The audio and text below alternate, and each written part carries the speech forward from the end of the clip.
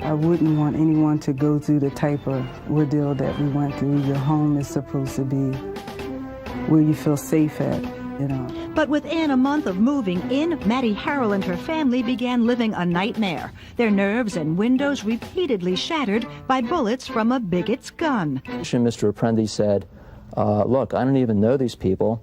I just want to let them know that blacks are not welcome in the neighborhood. His name was Charles Apprendi, and he lived just down the road in the neighborhood where she had come so her family could be happy and safe. She had the American dream. Just how big a problem is hate crime? How can we combat it?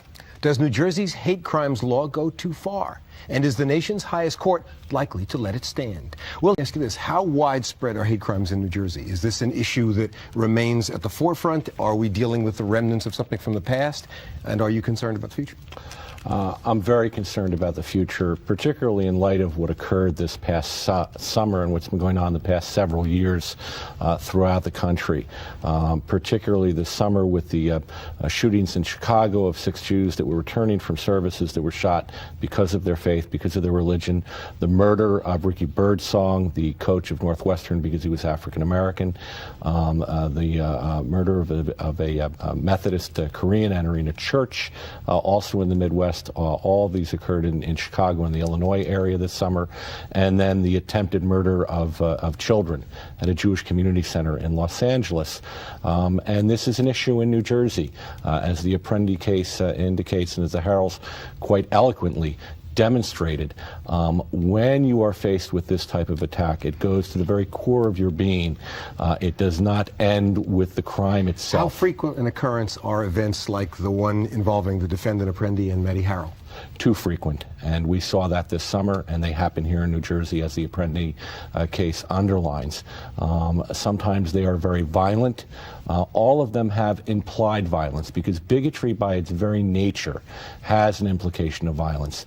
That's why when a synagogue or a church is desecrated, as happened in Woodbridge, New Jersey, in just the past couple of months, there was an African American church that for years had been fighting the zoning board to be located in a predominantly white area of Woodbridge, in the Seward area.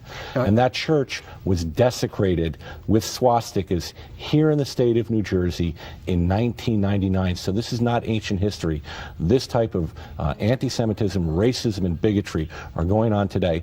And hate crime enhancing statutes are not cure-alls, but they are part of the arsenal, just like an arsenal of democracy, I should in point the out fight against that bigotry. Each of your organizations has filed a brief in the Supreme Court reflecting the position you take. Professor Jones, whether or not you are committed in a strong way to the issue of whether it's the judge or the jury that makes the determination about the defendant's purpose. That is, would you care if the statute were redrawn so that either in the guilt phase or in the penalty phase, the jury made a judgment about the purpose and whether there was bias involved? Do you care?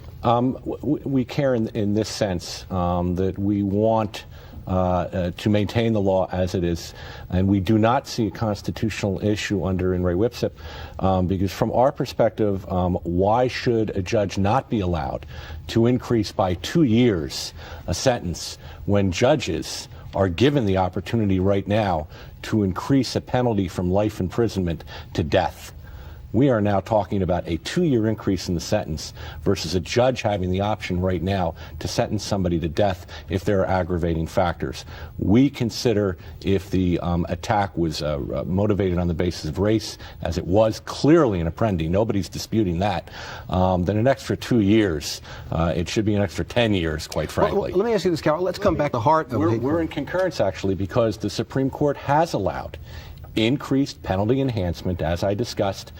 If you're seeking pecuniary gain, if your motive is money in a murder, you could be facing an enhanced sentencing, i.e. the death penalty because of that.